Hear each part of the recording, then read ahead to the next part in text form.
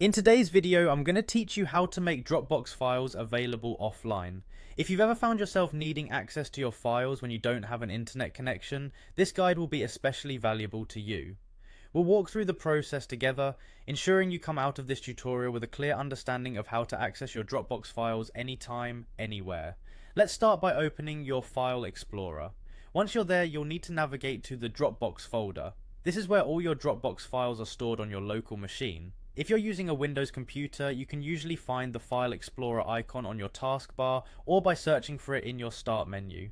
For Mac users, this will be Finder. Inside File Explorer, locate the Dropbox folder, which is typically found in your list of folders on the left-hand side, under your user account or quick access menu. Once you're inside the Dropbox folder, it's time to select the file or folder you want to make available offline. This is an important step because you'll need to repeat this process for each file or folder you wish to access without an internet connection. If you have multiple files you want to make offline, you might consider selecting an entire folder to simplify the process.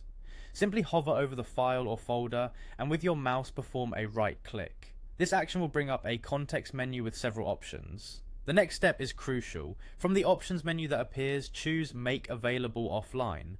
In doing so, you're instructing Dropbox to download and store a copy of this file, which it will keep updated with the latest changes while you have an internet connection. This way, whenever you're disconnected, you can still open, edit, and view your document as needed. You'll notice a check mark or a green icon appear next to the file or folder, indicating it is now available offline. It's really that simple. Remember, the offline availability feature can be especially helpful when traveling, working remotely, or in any situation where internet access might be limited or non-existent.